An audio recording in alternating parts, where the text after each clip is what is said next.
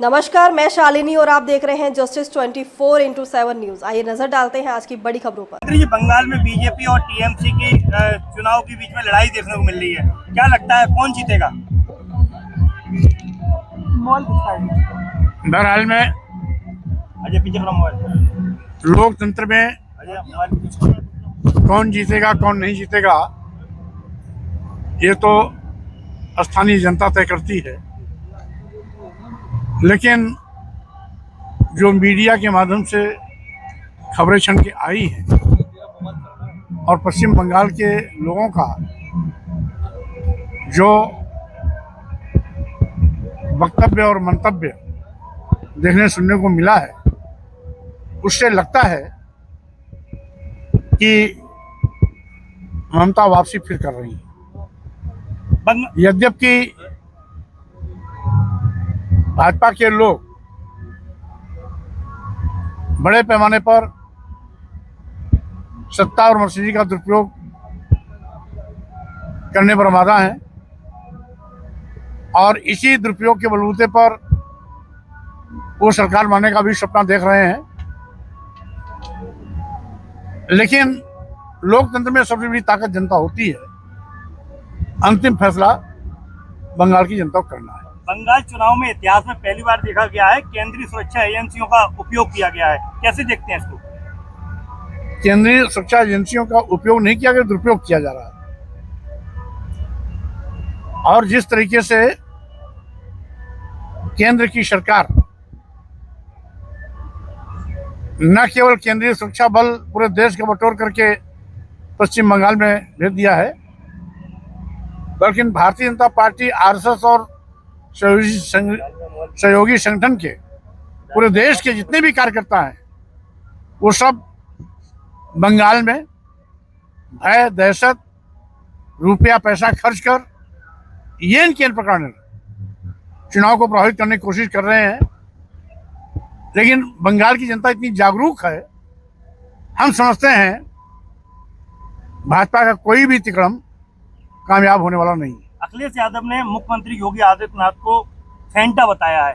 कैसे इस सवाल को कैसे देखते हैं? अब बहरहाल अखिलेश यादव जी और योगी आदित्यनाथ जी में क्या बातचीत हुई है, किस संदर्भ में कहा है, इसलिए उसका मुझसे कोई लेना देना नहीं है। इन लोगों की आपस में नुरा कुश्ती चलती रहती है। अच्छा, मंत्रिमंडल की विस्तार बैठक होनी है, उससे पहले आज दोनों डिप्टी सीएम मुख्यमंत्री की बिना मौजूदगी में एक साथ मिले हैं। कैसे देखते हैं दिल्ली में? अब स्वाभाविक रूप से कोई नई बात नहीं है। वहां जब से सरकार बनी है तब से माननीय मुख्यमंत्री जी में और माननीय दोनों उप मुख्यमंत्रियों में 36 का आंकड़ा रहता है। तो 36 का आंकड़ा कोई नया नहीं है, पुराना है। और खींचतान का असर यह है कि आज उत्तर प्रदेश सरकार सभी मुद्दों पर पूरी तरीके से फेल है और इसके लिए सामूहिक रूप से जिम्मेदार उत्तर प्रदेश की सरकार। अच्छा, इलाहाबाद हाई कोर्ट ने सार्वजनिक भूमि पर नमाज का अधिकार नहीं सबका अधिकार बताया है। कैसे देखते हैं इस इलाहाबाद हाई कोर्ट के सवाल? ये कौन सा नई बात है? सार्वजनिक भूमि पर सबका अधिकार होता ही होता है। रोज कोई धार्मिक अनुष्ठान नहीं करता है, साल भर में एक आध बार करता है। तो इसलिए गाहे बेगाहे किसी धर्म के धार्मिक अनुष्ठान ज्यादातर सार्वजनिक स्थान पर ही होते हैं और सभी के लिए वो अधिकार प्राप्त है, इसलिए इसमें कोई नयापन नहीं है। अच्छा, 2027 का चुनाव नजदीक आने वाला है, आप अपनी पार्टी से चुनाव लड़ेंगे या किसी से गठबंधन करके चुनाव लड़ना चाहते हैं? देखिए, यद्यपि तैयारी तो हमारी सभी 403 विधानसभाओं चल रही है, लेकिन जिस तरीके से भाजपा सभी मुद्दों पर बुरी तरह पिट गई है, सभी मुद्दों पर फेल हुई है, बेरोजगारी, गरीबी, महंगाई बेतहाशा चरम पर है, किसान अपने को ठगा महसूस कर रहा है, छुट्टा जानवरों का आतंक किसान पर पहाड़ जैसा टूटा है। सरकारी स्कूल बंद होने कगार पर हैं। हर 500 मीटर पर शराब की दुकान खुल रही है। विश्व गुरु बनाने का सपना लालीपाप दिखाने वाले माननीय प्रधानमंत्री जी देश की राष्ट्रीय संपदा को एक एक करके बेच रहे हैं।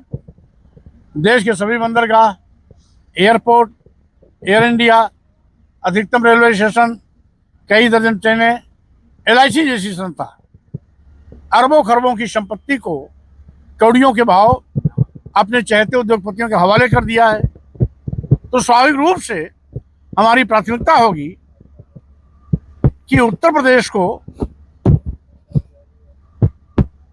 बचाना है तो सत्ता से भाजपा को हटाना पड़ेगा। अच्छा, आखिरी सवाल, जैसे जैसे इलेक्शन पास आता है वैसे वैसे Bharatiya Janata party ED, CBI इन सब की जांच कराने लगती है। स्वाभाविक रूप से ये तो CBI और ED को अपना हथियार बना लिया है,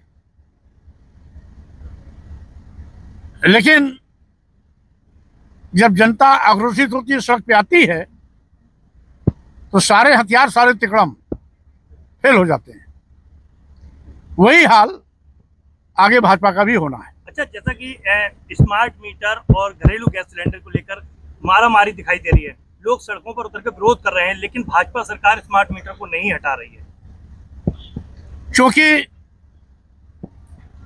आज उत्तर प्रदेश को भाजपा दोनों हाथ से लूटने में लगी है। कुछ भाजपा सरकार में बैठे मंत्री लूट रहे हैं, कुछ उनके चहेते थलीशाह लूट रहे हैं, और बचा खुचा आउटसोर्सिंग के नाम पर सरकार के करीबी लोगों का जो सहयोगी संस्थाएं हैं वो लूट रही हैं। तो भाजपा एंड कंपनी पूरे देश को बर्बाद करने पर तुली है। ईस्ट इंडिया कंपनी से बदतर भाजपा सरकार हुई है। इसलिए प्रदेश बचाना है, देश बचाना है, तो भाजपा को सत्ता से बाहर का रास्ता दिखाना होगा। खबरों में अब तक के लिए बस इतना ही। फिर होगी आपसे मुलाकात एक ऐसी ही खबर के साथ। तब तक के लिए नमस्कार और देखते रहिए जस्टिस 24x7 न्यूज। ऐसे ही लेटेस्ट अपडेट पाने के लिए हमारे चैनल को सब्सक्राइब करें और तुरंत नोटिफिकेशन पाने के लिए बेल आइकन प्रेस करना ना भूलें। यदि आप हमें फेसबुक और इंस्टाग्राम के माध्यम से देख रहे हैं तो हमारे पेज को फॉलो जरूर करें। धन्यवाद।